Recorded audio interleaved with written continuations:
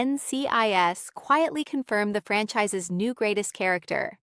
The international spin-off of Mark Harmon's Navy procedural quietly confirmed that its best character is Bluebird Gleason, Mavourney Hazel, in NCIS Sydney Season 3, Episode 2. The Australia-based spin-off was a relatively new offering for the franchise, premiering in 2023. That said, it's the franchise's second oldest current series, after the cancellations of NCIS Hawaii, NCIS Los Angeles, and NCIS New Orleans, with the flagship series NCIS kicking off Season 24 in the fall. In NCIS Sydney, Season 3's opener, Michelle Mackey's Olivia Swan team was missing one of its most critical members. The premiere revealed that the team's forensic scientist had quit in a video message, though Doc, William McInnes, believed that the circumstances surrounding Blue's absence were mysterious. The NCIS Sydney character had previously asked Rosie to investigate a personal matter, and the team stumbled upon it in True Blue.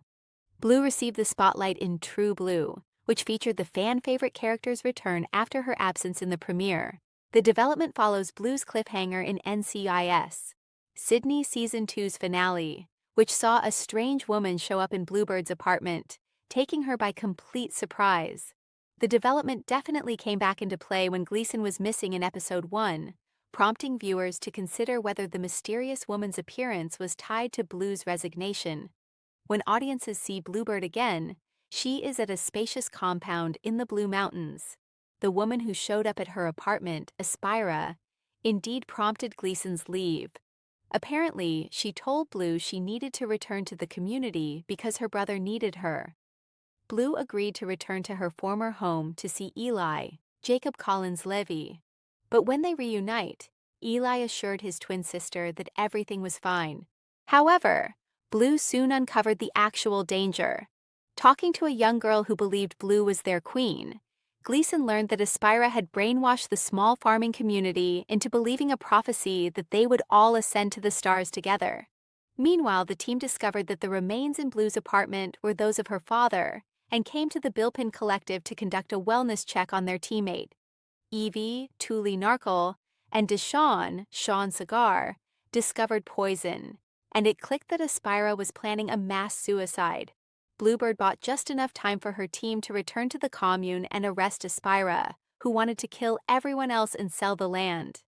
Unfortunately, she endured a traumatic incident, watching her brother nearly die. The story leads Blue to reconnect with her grandmother and get answers about what happened to her father. But it also solidifies the fact that the team's forensic scientist has a haunting past. Furthermore, the focus on Blue speaks to the weight Hazel's character carries in the spin-off. Bluebird's backstory represents a positive development for the international spin-off. It's the Aussie spin-off's first deep dive into a character's background, revealing some of Blue's most formative life events to enrich the show's narrative. While audiences have some background on the characters in NCIS Sydney, Blue's story marks the show's first use of flashbacks to explore an NCIS Sydney character's past, delving beyond surface-level details and traits. In NCIS and its other spin-off shows, flashbacks are utilized sparingly to build out the franchise's most pivotal characters. The flagship show started this in NCIS Season 3's two-part finale, which revealed Leroy Jethro Gibbs's past trauma using flashbacks that he experienced while in a coma. Harmon's NCIS character is one of the most important in the franchise. Blue is also beloved, and NCIS, Sydney's decision to focus on its neurotic forensic scientist signals that they understand that she's an up-and-coming NCIS fan favorite. Bluebird's mystery about what happened to her father is solved, though Gleason did not immediately return to the AFP/NCIS Sydney Task Force in Season 3. While Blue was now free from Aspira and reunited with her brother, Mackie and JD, Todd Lassance, uncovered information about their teammate that made them reconsider whether they could let her back into the group. Perhaps the most shocking development in the opening Season 3 episodes of NCIS Sydney was that seemingly innocent Blue, whose real name is Faith Mullins, is a convicted felon. While she was just trying to take a scanner from the university to test what she believed were her father's remains, Gleason's record should have barred her from passing AFP background checks to join the agency. However, it appears that Blue forged all of her official identification and documents, thereby committing a series of crimes that Mackie and JD grapple with at the end of True Blue. Blue's crime against the AFP is no minor offense, but as Michelle notes in the closing of episode 2, she and JD are the only two officials who know about Blue's fraud. Therefore, Blue wasn't immediately brought back onto the team. Instead, she had to officially disclose and submit her true identity and complete any required tests and qualifications, which took some time.